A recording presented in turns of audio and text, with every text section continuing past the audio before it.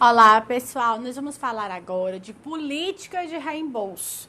É importante essa política de reembolso e qual é o objetivo dela? O objetivo dessa política é estabelecer uma diretriz e um procedimento para padronizar o processo e as regras de desembolso de despesas feitas em nome da empresa X, né? Que é o nosso exemplo aqui da empresa. Então, essa política ela é feita para todos os colaboradores da empresa. As diretrizes da empresa devem ser: a empresa deverá priorizar a prática desse reembolso de despesas através de quê? Prestação de conta, em detrimento ao adiantamento de despesas, o qual somente deverá ser requisitado em casos de necessidade. O controle eficaz dessas despesas deverá ser da responsabilidade de cada colaborador, cabendo essa responsabilidade de comprovar a prestação de contas da despesa para que seja reembolsado. Então, quais são essas responsabilidades? Eu tenho a recepção e a conferência desse reembolso, o adiantamento, compensação e o monitoramento da prestação de contas. E em relação a esses adiantamentos, o que acontece? Por quê? Porque todo adiantamento de despesa deve ser solicitado pelo colaborador e aprovado pelo gestor num prazo médio, que a gente dá como ideia a você, de 10 dias úteis antes da data prevista de utilização. E o valor será depositado numa conta corrente. Observe que esses adiantamentos de despesas não podem ser depositados em conta salário, porque não é salário, não é pagamento. É um adiantamento da despesa. E o saldo de adiantamento que não for utilizado deve ser devolvido no prazo máximo, que a ideia nossa, né, de 60 dias. Você pode alterar esse prazo para menos, né, 30 dias, de acordo com o que você acha interessante. Vai ser realizado através de um depósito na conta bancária da empresa que concedeu esse adiantamento.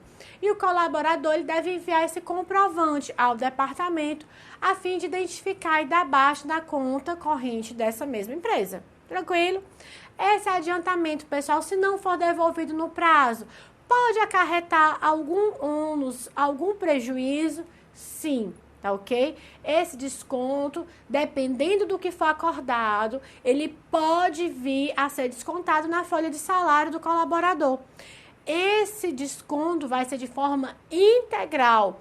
Não é interessante que seja feito um desconto parcial, porque ele recebeu o adiantamento e não utilizou. Então, ele pode devolver de forma integral. A prestação de contas, para demonstrar sua transparência, a sua ética dos serviços, não pode esconder informações. O colaborador ele deve prestar contas de suas despesas através de um relatório, devendo ser aprovado. Esse relatório tem que ser aprovado. O prazo para prestação de contas, a gente dá uma ideia de 10 dias da data que ocorreu a despesa ou o adiantamento, quando for o caso. Não vão ser reembolsadas as despesas após decorrido esse prazo. Esse ressarcimento pode ocorrer no prazo de 7 dias úteis, após ser esclarecido, né, através do esclarecimento do colaborador. Em caso de cupom fiscal, é obrigatório o envio do original e da cópia? Sim. Em caso de cupom fiscal, é obrigatório o envio do original e da cópia. Existem alguns tipos de despesas. As reembolsáveis são despesas com alimentação, ou seja, aquelas de refeição em viagem, refeição de relacionamento para você tratar algum fechamento de contrato, algum negócio, refeições com os clientes, e aí você pode estipular o reembolso de refeição, né, de acordo com aquele parâmetro da empresa. Despesas com transporte, por exemplo, táxi, né, o transporte de ônibus interestadual, se você for fechar um negócio fora do seu estado ou intermunicipal. Empresas de aplicativos que vocês conhecem como Uber, Pop, tem também um agora pelo Waze. Então, essas empresas também têm que estar especificado. Tá ok? Para a segurança de todos os profissionais, a empresa ela vai facultar o uso de táxi após as 22 horas, ou seja, 10 da noite. né? Para quê? Para garantir a segurança do profissional. E sempre que essas empresas parceiras, né, tem que haver essa comunicação, se eu vou autorizar ou não.